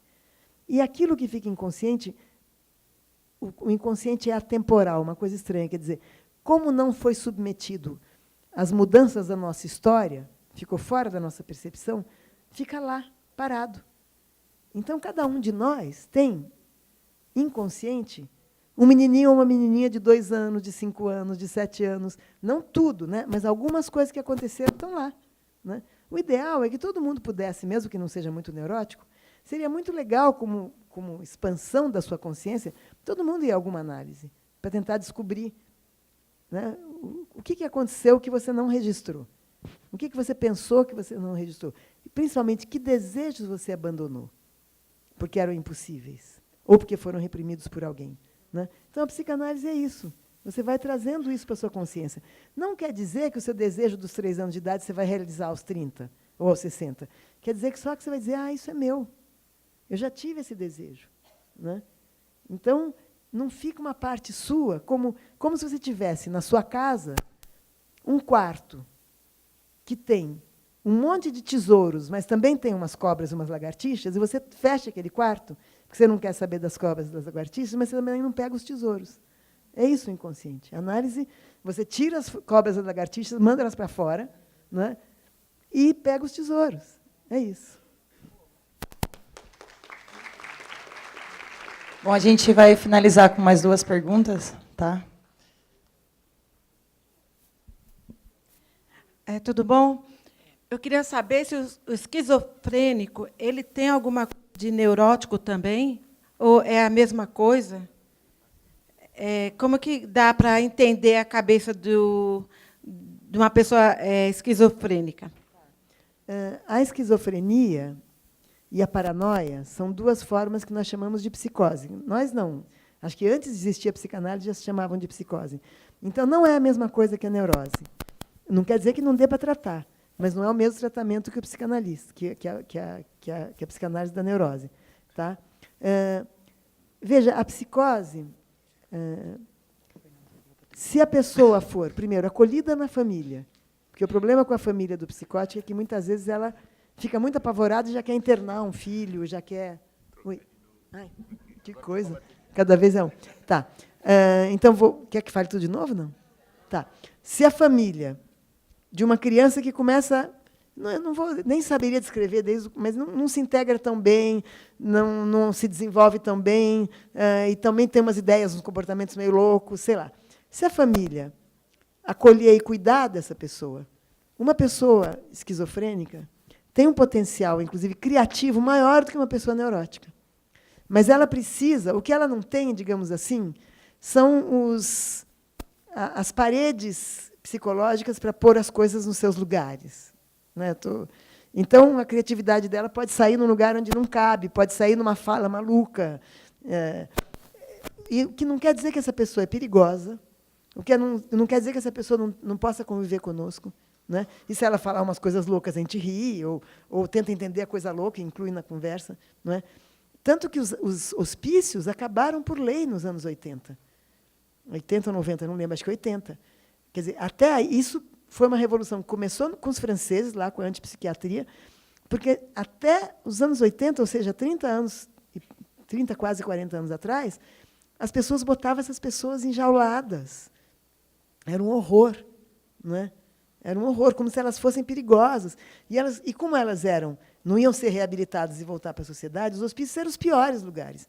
Eu, no tempo da faculdade, tive que visitar 1 ou 2, eu ficava horrorizada, não com as pessoas que estavam lá. Né? A primeira vez que eu vou contar rapidamente, já que você falou de esquizofrenia.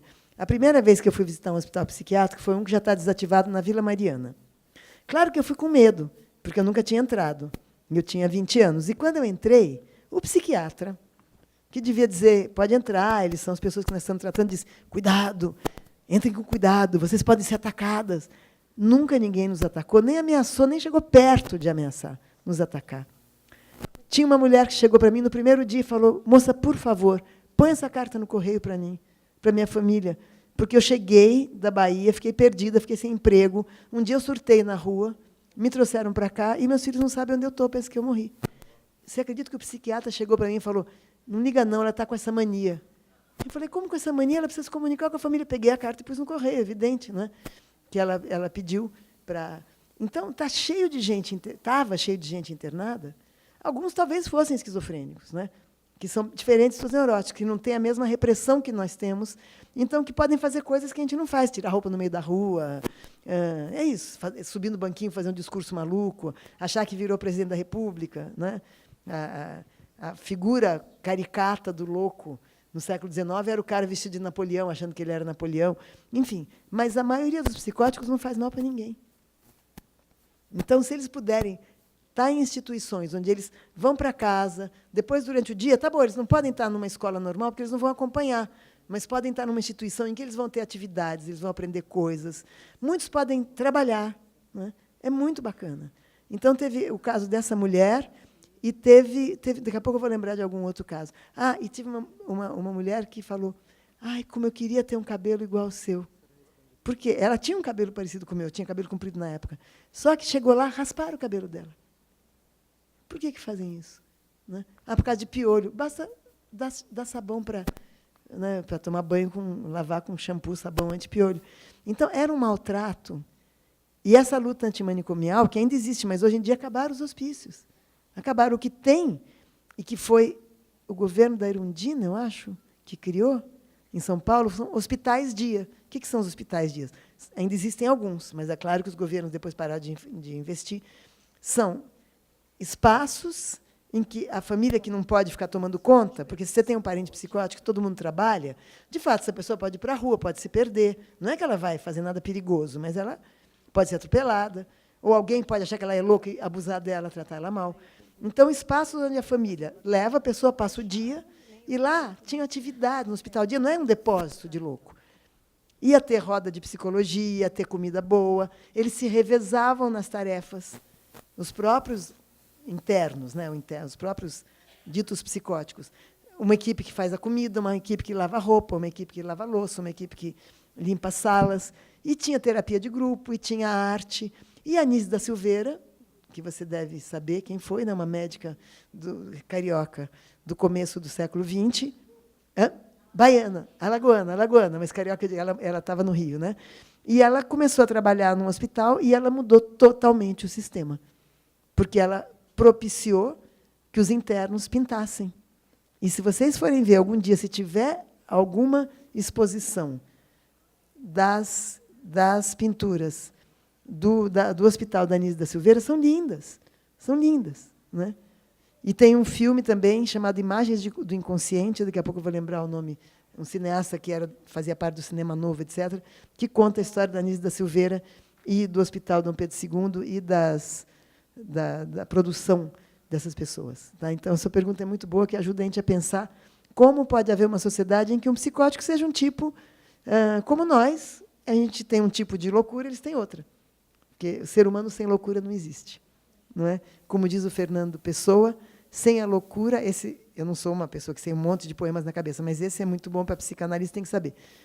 A minha loucura, outros que a tomem com o que nela ia.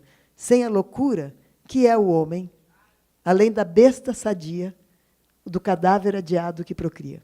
Então, cada um com as suas loucuras, que elas se tornem criativas.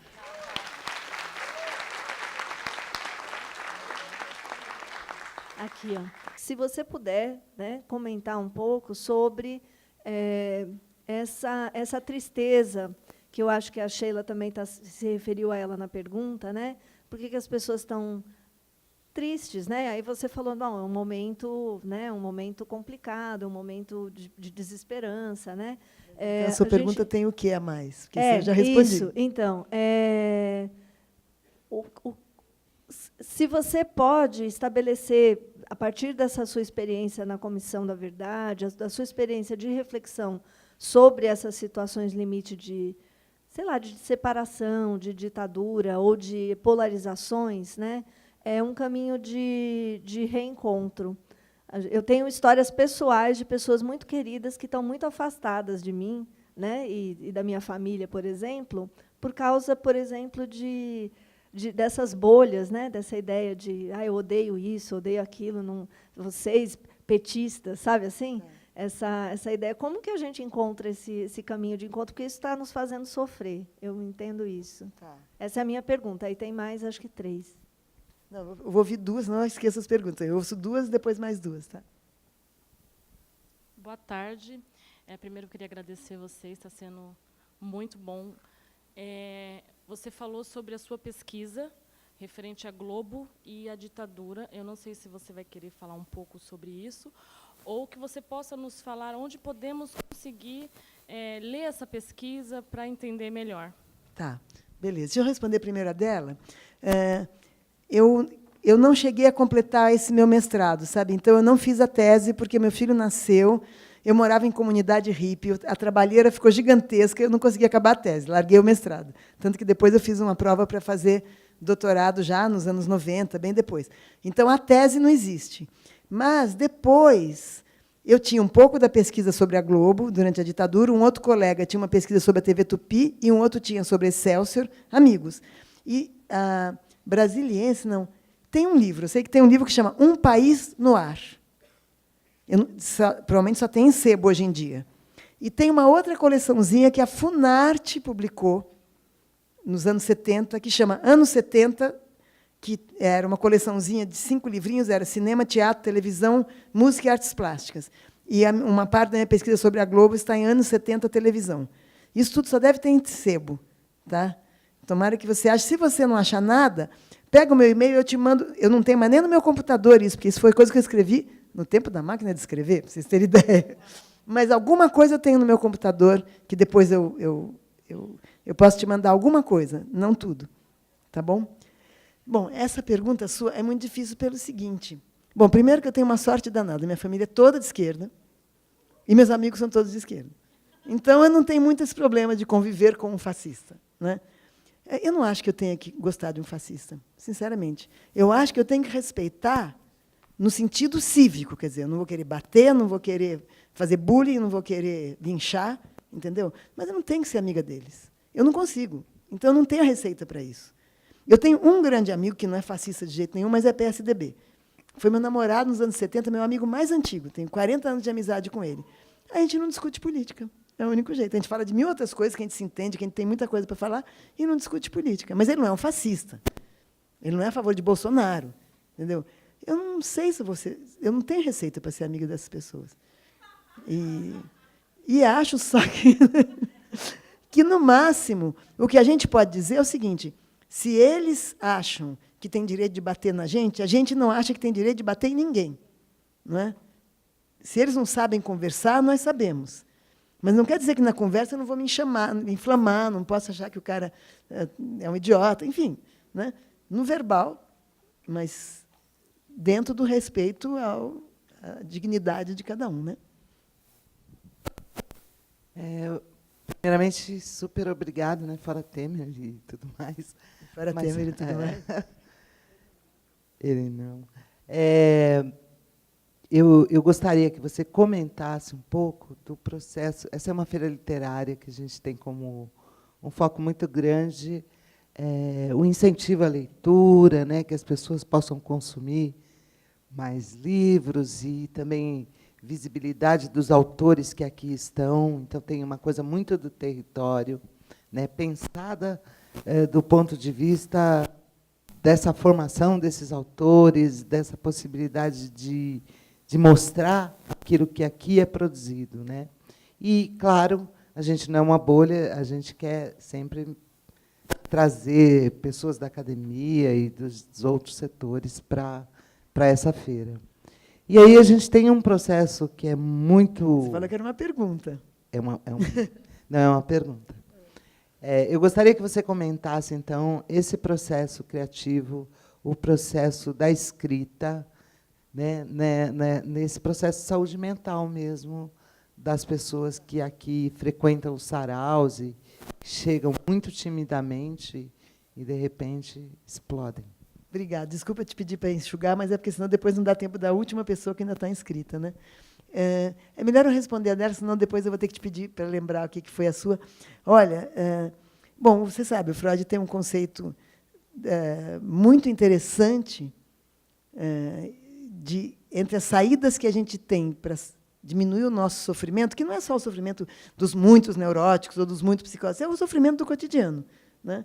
De saber que nós somos mortais, de saber que a gente se afasta de pessoas que a gente gosta, e às vezes não porque a gente brigou, mas porque elas foram para outros lugares, a gente perde contato, o sofrimento de saber a conjuntura que está horrorosa e a gente tem pouca perspectiva a curto prazo, etc. Tem muito sofrimento. Não é? O sofrimento das condições de vida mais duras de muitas pessoas, etc. Então, uma das saídas que o Freud sugere, ele chama de sublimação. Né? É você poder... Se nem tudo você consegue melhorar na sua vida concreta, se nem todos os prazeres você consegue ter com o seu corpo, né? Imagina uma pessoa que está sozinha e que tem desejos afetivos e sexuais, mas não quer sair de qualquer maneira com qualquer pessoa e quer encontrar alguém. Durante muito tempo, ela tem esse sofrimento dos seus desejos físicos e afetivos que não são realizados. Né? Esse é o jeito mais básico de falar de um sofrimento. Não precisa ser super neurótico para ter esse sofrimento. Pessoas hiper saudáveis terão esse mesmo tipo de sofrimento se ficarem muito tempo sozinhas. Né? Isso não é neurose. Né? Ou uma pessoa que está passando fome. Não é neurose sofrer de fome. Ou uma pessoa que vê os filhos passando fome. Enfim, tem muitas formas de sofrimento que não são só da neurose. Né? A neurose é quando você sofre por causa de pensamentos que você reprimiu, pensamentos, desejos, e eles voltam de uma forma esquisita, com sintomas, com inibições, enfim, só para fazer uma breve diferença. Agora, de qualquer maneira, quanto a todos os sofrimentos da vida, a gente sempre tem esse recurso. Nós somos seres de linguagem. Não é? Eu morro de dó de um animal que está sofrendo, mais talvez, não é mais do que um humano, é claro que eu vou socorrer primeiro um humano, se for o caso, mas um animal não tem outro recurso, ele sofre. E os animais domésticos, principalmente, que dependem muito da gente, se ele está sofrendo, ele vai recorrer àquele dono que ele é fiel e que está espancando ele. Enfim, né? Eles não têm um recurso que nós temos, que é o recurso de nos comunicar. Né? E mesmo quando nós, na hora do sofrimento, não podemos nos comunicar, nós podemos escrever, nós podemos fazer músicas, nós podemos pintar. Eu estava falando da Anísia da Silveira. Não é? Então, nós temos, nas piores situações, e em situações do nosso sofrimento psíquico também, que ninguém nos infligiu, nós estamos em conflito, sofrendo uma perda amorosa, achando que nós somos pessoas erradas, pelo que nós pensamos, etc., pelos nossos desejos, nós temos esse recurso, que é a chamada sublimação. Quando Freud criou o conceito de sublimação, depois ele foi um pouco desprezado, porque o Freud escreveu numa época em que a repressão sexual era muito pesada. E ele mesmo vivia nessa situação. As mulheres só podiam ter vida sexual depois do casamento. Mesmo a moral vitoriana, as práticas sexuais eram muito sem graça, enfim. Não se tinha a liberdade que se tem hoje. Então, nos anos 70, as pessoas começaram a achar que sublimação era um conceito careta, porque significa, em vez de fazer amor, fica lá fazendo versinhos. Não é? Não, não é isso. Claro, o Freud até pensou que essa era uma das saídas para a repressão sexual. Não é? Hoje nós podemos fazer amor e fazer versinhos, não é? Ou fazer pinturas, ou fazer músicas. Não é, aí a gente percebe que a necessidade de sublimação não é só numa sociedade repressiva, imoralista e careta. É porque o corpo é uma parte da nossa potência de prazer. E ela é limitada também. E a outra potência está aqui. Não é? Não só de prazer, de alegria, de nos mostrar, de crescer como quem nós somos. Então, qualquer coisa que nós façamos, não é? Potes de barro, não é? Como fazem muitos artesãos, coisas em madeira, poemas, não precisa ser um Chico Buarque, não é? Que sempre é o mais respeitado, o mais querido como poeta e como músico. Tudo que nós possamos fazer na área, essa área é infinita, a área das artes. Não é? Ela está ao alcance de todos nós. Se a gente souber não ficar muito triste se a nossa pretensão de ser o maior poeta não se cumprir, mas fez lá os seus versos. Não é? E vai ler no sarau, e muitas pessoas vão se comover, e vai fazer bem para outras pessoas. Então, isso é precioso, que tenha o sarau do Binho e outros saraus de poesia, que todo mundo se anime para fazer, que ninguém tenha vergonha, que venha mostrar. Não é? Eu não sei se vocês sabem, na primeira década do século XX, na primeira metade do século XX, tinha uma mulher negra, pobre, empregada doméstica, chamada Carolina de Jesus, que escrevia diários. Escrevia diário. Ela lia, a patroa dela tinha uma biblioteca, ela sabia ler, ela era alfabetizada, ela lia. A patroa deixava, não se incomodava nas horas vagas, na hora de descanso, ela lia, e ela escrevia diários, com imagens poéticas, inclusive. Né? Claro que as imagens poéticas eram um pouco tiradas do que já era tradição literária. Então, ela imita muita gente, mas não importa. Essa mulher deixou seus diários. Né? E o Audálio Dantas, que descobriu, publicou. Então, essa mulher, que já morreu, uma empregada doméstica no século XX, publicou um livro com a vida dela. E a vida dela de empregada doméstica não era desinteressante, embora fosse para ela viver aquela vida dia a dia. Não é desinteressante para quem lê, por quê? Porque ela tinha vida mental, imaginação, sonhos. Isso ela punha no diário. É isso que nos salva. Fora isso, gente, a gente é carne. É muito bom ser carne. É muito bom tudo que a carne pode nos dar. Mas é pobre. É pobre. A maior parte se passa aqui. Boa tarde, eu sou Larissa. Foge um pouquinho minha pergunta de tudo que a gente está falando, mas eu queria muito saber sua posição, porque tem uma vertente do feminismo que critica muito a psicanálise, por causa do falocentrismo e etc. Eu queria saber a sua posição sobre isso. Ela devia estudar psicanálise. Simples. Porque, veja, falocentrismo, em primeiro lugar, quando Freud começou e etc. e tal, e ele ouvia mulheres, ele não era de princípio, ele ouvia. Imagina, o que era o século XIX, gente? O que era a vida da mulher no século XIX? Uma porcaria, desculpe. Uma chatice sem fim. Ou a mulher era uma solteira, e se ela não casou, não é que ela vai para a vida. Ela fica morando de favor na casa de uma irmã, como se diz, ficou para a tia. Ou se ela era casada, no primeiro momento a paixão, etc., e depois ela ficava em casa. Não é? Que não é que seja ruim cuidar de filho, mas ela não tinha uma vida no mundo. Não é? Então, as mulheres invejavam os homens, sim. Quando Freud fala de inveja do pênis, ele não está dizendo que o pênis é melhor do que a vagina. Ele não está dizendo que o homem é melhor que a mulher. Ele está dizendo que as mulheres lá, né, ele era daquela época, ele não podia adivinhar o que ia acontecer no futuro. A fantasia da menina ter um pintinho, né, era uma fantasia muito comum. Porque, é claro, o irmãozinho já era o predileto da mamãe, porque, é claro, as mulheres que ficam em casa e não fazem nada, elas se apegam mais ao filho homem. Porque o filho homem o pai vai ficar mais orgulhoso se ela tiver um filho homem que vai ser o herdeiro. Hoje em dia, eu tenho um filho e uma filha. Para mim, não faz a menor diferença de valor do filho homem e da filha mulher. São só 2 filhos diferentes. Mas era muito comum que aquelas mães de família quisessem ter um filho homem, até porque o marido fica feliz que ia ter um herdeiro. Enfim. Então, socialmente, os meninos tinham mais valor. Não tinha jeito. Não era o Freud que achava que... O Freud não achava que as mulheres tinham menos valor. Ele achava que as mulheres sofriam de um sentimento de menos valor. É diferente. Só que, para quem não leu Freud ou leu só pouca coisa, fica com a impressão de que ele era um machista que achava que as mulheres valiam menos que o homem. Ele fez muito pelas mulheres, porque ele trouxe as palavras e esse sofrimento das mulheres a público. Ele escutou as mulheres. As mulheres só falavam com o padre dos seus desejos sexuais, das suas fantasias. E os padres faziam o quê? Botava a culpa nelas. Né? Reza, então, porque isso é pecado, porque isso é feio. Então, o Freud trouxe o sofrimento das mulheres a público. O Freud disse que as histéricas não tinham que estar em hospital psiquiátrico, internadas, amarradas, tomando eletrochoque. Tinham que falar, porque elas tinham lembranças reprimidas. Né? E ele fala do complexo de Édipo e fala da inveja do pênis. Né? Além de que ele era um homem do comecinho do século XX, ele não via que aqui tem uma maioria de mulheres. Né? O Freud não podia imaginar. Quando ele falava, era para uma maioria de homens. Agora, uma mulher psicanalista contemporânea dele, que foi a Lu Salomé, que estudou psicanálise, que conversou com o Freud, que conviveu com o Freud, ele tinha o maior respeito. Então, não é assim, você é mulher, você é menos. O que ele estava era ouvindo do que sofriam as mulheres naquela época. Se o Freud estivesse escutando hoje as mulheres, ele ia fazer outra teoria. Não que não existe mais inconsciente, neurose, mas o que ele ia escrever sobre a feminilidade.